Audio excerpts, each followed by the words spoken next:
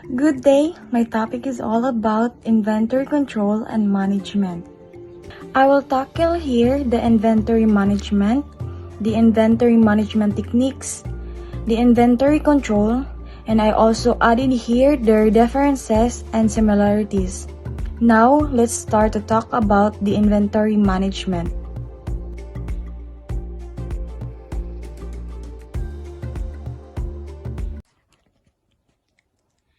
Inventory management is a strategy that ensures businesses always have the right amount of inventory at the right time and in the right place.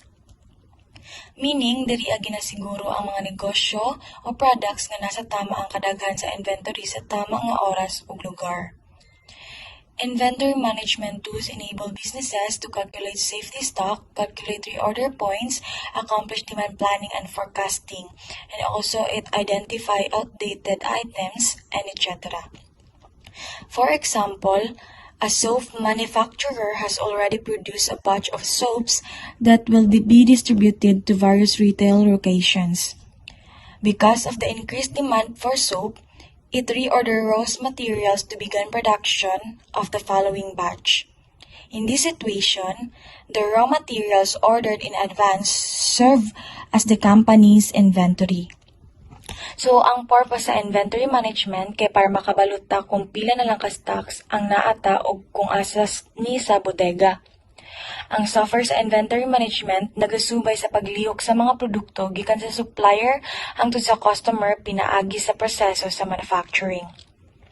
Ang pinaagi sa inventory management sa bodega ginasubay didto ang pagdawat sa stocks, ang pagpili, pagputos, ug pagpadala ug ang pagproseso pod sa mga order pati na ang pag-store and paggamit sa company inventory like raw materials, components, and finished products.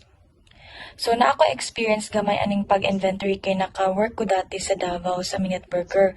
Ug apil sa mong work dito ang mag-ihap kung pila na lang nabilin sa mong product like the buns, patty, and etc. nga mga ingredients sa burger. Para makabalo na sad mi pila ang dapat nga idungang dito sa station ug pila ang orderon sa supplier ug kung unsa nga products ang mga kulang. Mabutang ang tama nga amounts and sa tama nga place ang mga products sa burger station. Inventory management techniques. Some inventory management techniques use formulas and analysis to plan stock. Others rely on procedures. All methods aim to improve accuracy. The techniques a company uses depend on its needs and stock. Now, let's find out which technique works best for your business by reading the guide to inventory management techniques. So the first management technique is the economic order quantity.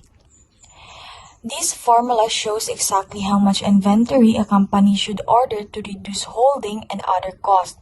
Meaning, isa ni siya ka-technique na nakakita og pinakanindot na oras para ayuson ang inventory sa isa ka warehouse management system gamit ang isa ka kalkulasyon. So, ang purpose kay para matukoy kung pila kadaghan na ang pwedeng i-order sa bisan unsang particular na oras. So, as a result, ang kwarta na sobra pwede ra itago like ma-hold or mabawasan ang mga gastos. So, the second management technique is the minimum order quantity. A company that relies on minimum order quantity will order minimum amounts of inventory from wholesaler in each order to keep costs low. So, a minimum order quantity is the lowest set amount of stock that a supplier is willing to sell. If you can purchase the minimum order quantity of a specific product, then the supplier won't sell it to you. For example, sa ukay na ay minimum. If ikaw mag-una og open sa bundle like sa 100 kilos, ingon si supplier bago ka maka-open ana, kailangang makuha nimo ang minimum pieces sa 100 kilos. So, ang minimum nimo kay 63 pieces na damit. So, 120 each. If dili nimo na makuha ang minimum pieces nga giingon ni supplier, dili niya ibaligya og dayon sa imo ang iyahang products. The third management techniques is the ABC analysis. This method works by identifying the most and least popular types of stock. ABC analysis is an inventory management technique that determines the value of inventory items based on their importance to the business. ABC ranks items on demand, cost, and rest data, and inventory managers group items into classes based on those criteria. Ang ABC analysis daw kay gina-divide into 3 inventory categories, each of which represents the item's inventory value and cost significance. So, ang high value and low quantity items kay ma-classified as category A. Ang moderate value and moderate quantity goods kay ma-classify as category B. And low value and high quantity goods ma-classify as category C. Diri kay ginaranks ang product sa pag-inventory. Og isa ni siya ka sistema sa pag-manage sa inventory, mahimo ang mag-manage sa matag kategorya nga gina-separate aron mapadayon ang igo nga buffer stock. Kinahanglan nimo mahibal-an kung unsang mga butang ang kusog mahalin. So ang mga mahal nga kategorya A nga mga products mahimong dugay ibaligya pero kinahanglan nga i-held in big quantities. So, ABC analysis has the advantage of providing better control over high-value commodities, but it also has the downside of requiring a significant amount of resources to analyze on regular basis. The fourth management technique is just-in-time inventory management.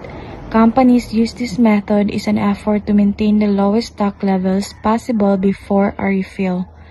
So, just-in-time management is a form of inventory management that requires working closely with suppliers so that raw materials arrive as production is scheduled to begin but no sooner. The goal is to have the minimum amount of inventory on hand to meet demand. So, ang technique po sa just-in-time kay nakabase sa pamatasan sa customer, like kinapalit sa seller ang product kay mao ang gi-order sa customer. Kumbaga, mura ni siya o ginatawag nato nga pre-order. Ang paraan nga ingon ani kay kailangan og pasuri na ay mga pattern sa pagpalit. So isa po ni siya ka seasonal nga panginahanglan ug isa sa karakteristik nga naga-base sa lugar para maghatag og tama nga nawong o larawan sa pamaliton kung asa nga mga goods ang kinahanglan sa mga particular na lugar og oras. So naay posibilidad na ang just in time kay binta nga makatubag sa panginahanglan sa mga consumer nga dili kinahanglan nga itago ang daghang gidaghan nun sa mga produkto sa kamot ug sa hapit na ang due date.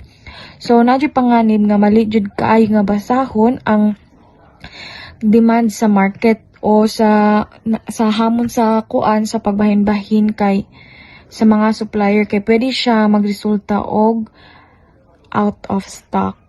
Kalima kay ang safety stock inventory.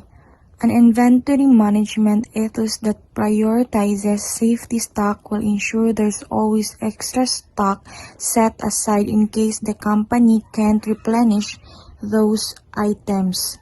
So, safety stock is an extra quantity of a product which is stored in the warehouse to prevent an out-of-stock situation. It serves as insurance against fluctuations in demand. So, safety stock kay mao ni siya ang diin sa isa ka negosyo nga nagahinid siya og inventory para sa mga emergency. So, mura ni siya ganang in case of emergency lang ba nga basi mahutan. So, naa kay kakuhaan para madungagan imong stock sa time na kailangan dungagan imong items. So, something siya nga ingon ana. So, dapat apilon sa mga negosyo ang safety stock sa ilang diskarte sa pagmanage sa warehouse kay basin maputol ang nilahang supply chain. The sixth management technique is FAFO and LAFO inventory. So FAFO means first in, first out, means you move the oldest stock first. So to keep inventory fresh, use first in, first out system, in which the oldest inventory is sold first. This is the particularly significant strategy for organizations dealing with perishable goods that would spoil if not sold within a certain amount of time. It also keeps products from becoming outdated before they may be sold by the company. So, this usually entails maintaining older things toward the front of the shelves and pushing new items to the back. So, bali ang tepo diri kung unsa tong una nga naa sa inventory or una nga product sa bodega or any place maupod ang una nga ginagawa sa market. Like mao to unang ibaligya para maiwasan nga maabtan sa expiration date or maabtan og kadaot. Kumbaga, ang bag-o nimo nga stocks kay iiwit na to siya nimo nga ibenta. So, ang LEFO kay mao ni siya ang last in first out. Considers that prices always rise, so gataas siya. So the most recently purchased inventory is the most expensive and thus sold first. So diri sa LEFO kay ang last in first out, isa siya ka pamang-agi nga ga-manage sa inventory kung asa ang pinakabago nga inventory nga gi-record, gibaligya na og na. Kung naay problema sa inflation o pagtaas sa presyo, kani ang isa ka maayo nga pamaagi nga sundon. Tungod kay ang bagong inventory na ay dako nga gasto sa production, ang pagbaligya ani wala pa. Ang daan nga inventory nagpasabot lang sa pinakagamay nga gasto. The seventh management technique is reorder point formula. Businesses use this formula to find the minimum amount of stock they should have before reordering, then manage their inventory accordingly. So, this method is used by businesses that keep extra stock on hand in case of unexpected circumstances. To calculate a reorder point with safety stock, multiply the daily average usage by the lead time and add the amount of safety stock you keep. So means aron makalculate ang isa ka reorder point nga naay safety stock, i-multiply daw siya sa paadlaw-adlaw nga average nga paggamit sa lead time o gidungag ang kadaghanon sa safety stock nga ginastore. So the last management technique we have here is the batch tracking. This method groups similar items to track expiration dates and trace defective items. So, batch tracking is a controlled inventory management tool that allows users to organize and track material with similar characteristics. This method is useful for tracking inventory expiration or tracing damaged items back to their original batch.